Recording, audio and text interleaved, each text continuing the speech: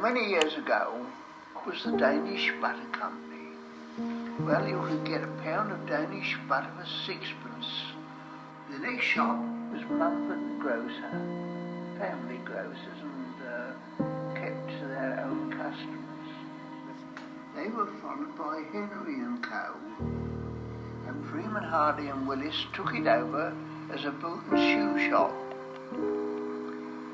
And it was jolly good stuff. You can't get anything like it today.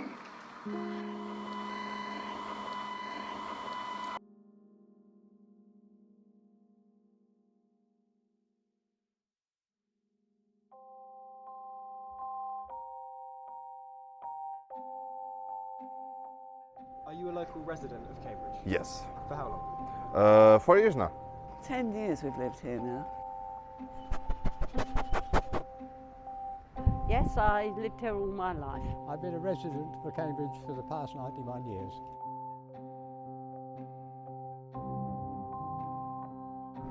The what? The kite? Kites. Say again, sorry? Kites. Kite. We just think about you've got to have the right conditions, like the wind conditions and stuff. It's something like flying past by. Flying objects, something that flies up in the air. Things flying in the air. Birds, I suppose. The thing that flies in the sky.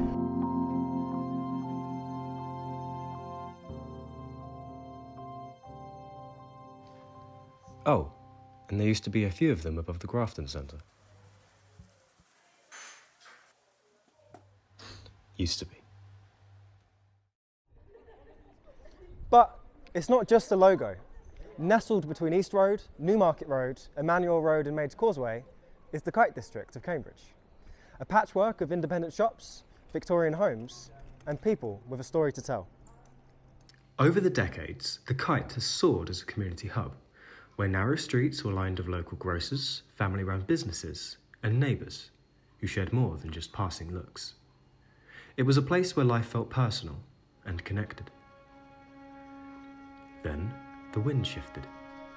Developers were in town, and the spaces once home to community and enterprise of their own were demolished. From the debris, a modern retail hub emerged, blowing the Kite in new directions and replacing the charm of community enterprise with the allure of mass shopping. And I bet we've probably all come away from a shopping centre with stuff we don't need and smiles on our faces, but, well, is it worth it? Because slowly, the same places that defined the Kite and its residents became little more than memories. Okay, well, my name's Mike Levy.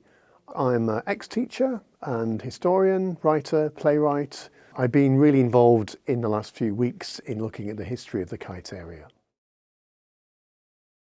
It's an area of immense domestic history, town history. When I say that, I'm separating it from Gown, from university. It really only began as an area where people lived in around about 1811, 1812. The working classes were starting to expand in a way they hadn't before. Before, they were kind of rural agricultural workers, and from the university's point of view, they were incredibly nervous that these people were living on the doorstep, not very far away from their most precious asset, which were their undergraduates.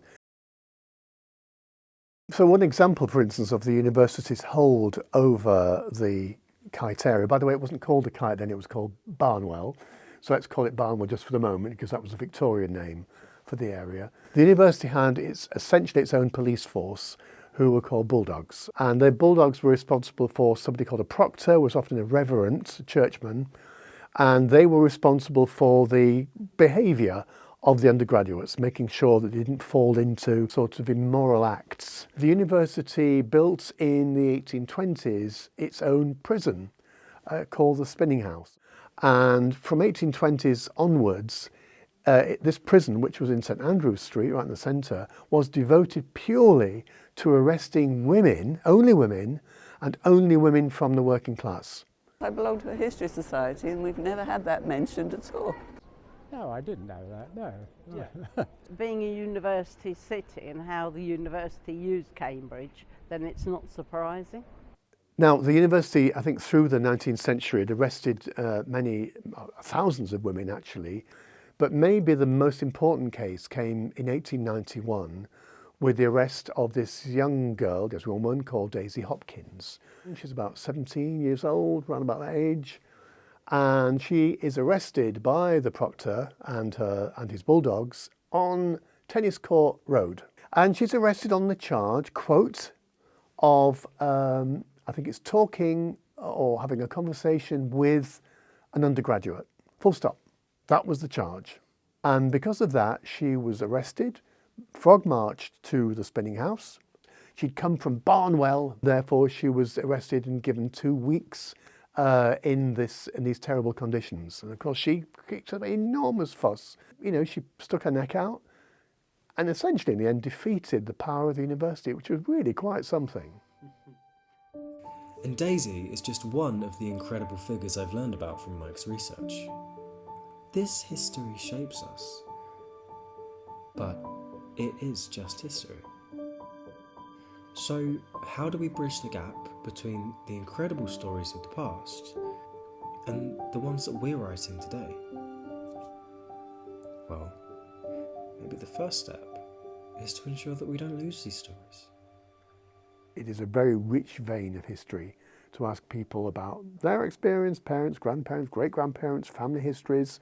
So I would say anyone that has a link to the Kite area, who's got stories to tell, that'd be really valuable for us to get our hands on and to be able to tell the fuller story, the people-based story of very much a people-based township.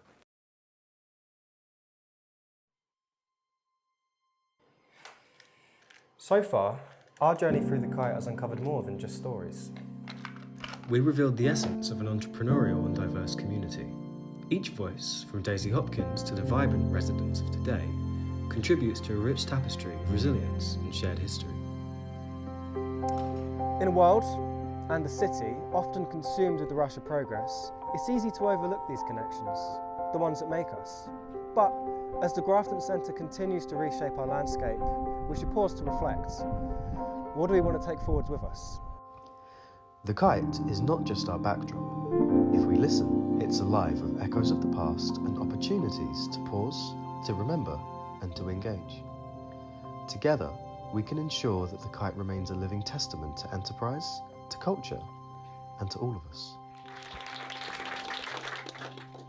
We're really pleased Daniel Zeichner, our local MP, could join us today. Daniel, what's happening in Westminster? I've always asked myself the question, even today, if you go out into the street and pick on anyone, and ask yourself what's their story, and you follow from that, you will find extraordinary things. And if you can begin to reshape your services, reshape your communities to meet the interests of local people and have them involved at the beginning, then it can be transformative. My pledge to you is I'll do everything I can to help, but it's going to be a collective effort. If we can remake the Kite anew for the future, that's got to be the goal. So thank you very much for giving me a chance to speak to you. Thank you.